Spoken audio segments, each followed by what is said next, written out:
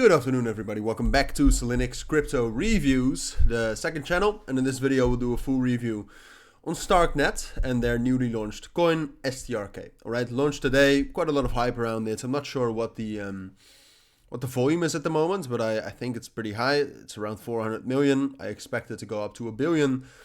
And most of you are probably already trading it, so I just wanted to give you my thoughts on the project, whether it's a good project, whether you should buy it.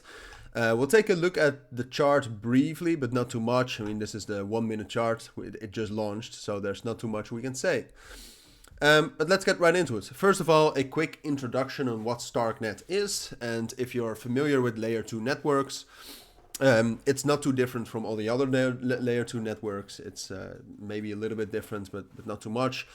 Basically what it is, it's a roll-up, all right? So it's built on top of Ethereum.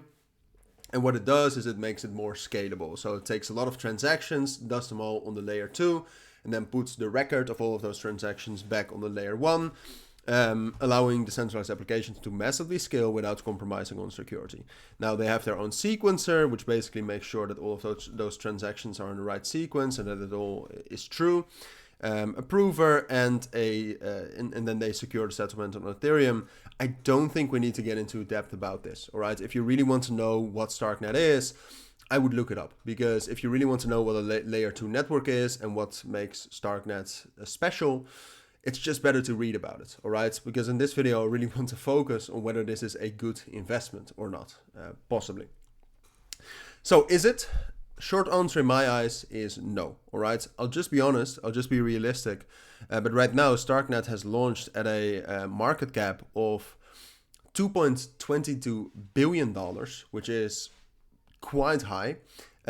Fully diluted of $30 billion, and we'll get to that a little bit later. But first of all, I mean, right now, if you look at Starknet, the total value locked, so the amount of dollars that's on Starknet right now, is $72 million. All right, now I can pick and choose blockchains, but most of the chains around Starknet right here, which you can see, don't have this type of valuation. They don't have a 2 billion market cap. And then, for example, and now I will pick and choose, if you look at Ronin, which is a pretty new a blockchain focused on gaming, that has a total value locked of $211 million. So that's 2.5 times more than, or 2.5 times. Something like that. It's something like 2.5 times more than, or almost, no, it's 3 times more almost than Starknet. And if you look at Ronin, it has a market cap of $1 billion. And just in general, most of these coins that are around Starknet are valued way lower. All right. And apart from that, I mean, Starknet is almost valued the same as Arbitrum, which is another layer 2 network, and Arbitrum has one of the highest TVLs. So that's one of the reasons why I don't like it. I think it's valued too high, and you can also kind of see that in the chart, because most of the new cryptos have rallied a lot from the get-go. I think right now it's a little bit less. Starknet does have a very good backing, all right? So you can see that they have had major investments by Sequoia, Paradigm, Pantera, basically all the major venture capitals. So they will probably pump the price in some sort of a way, maybe through market makers.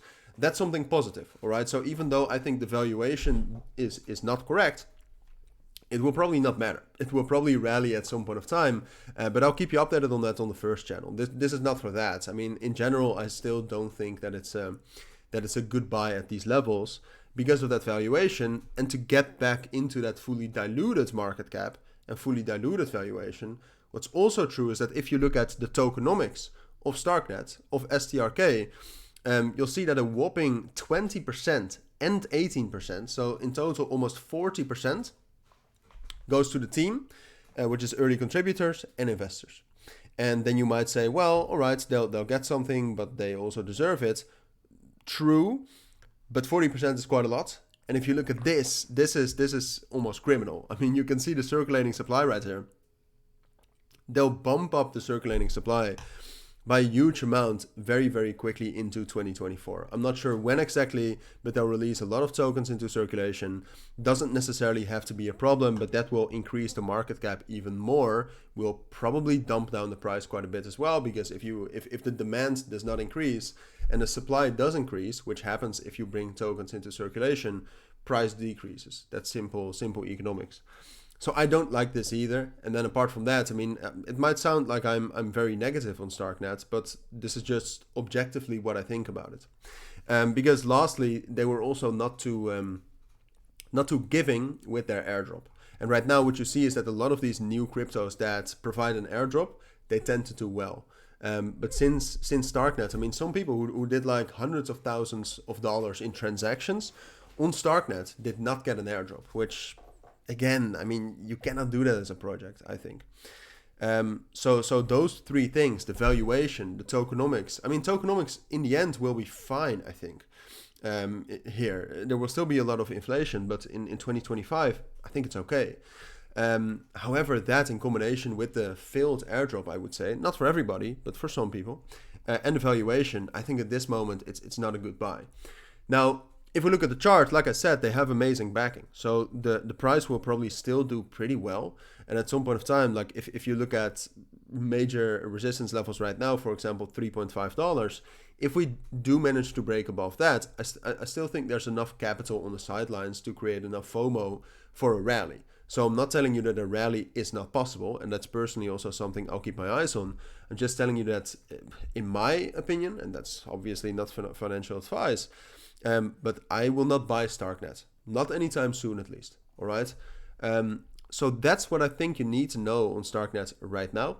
If you do have any questions, then of course let me know down in the comments and I'll get to them as soon as possible. I'll keep you up to date with the technical side of it on my main channel, Cilinix Crypto. So check that out if you're interested in that. But for now, thank you for watching. Take care and bye.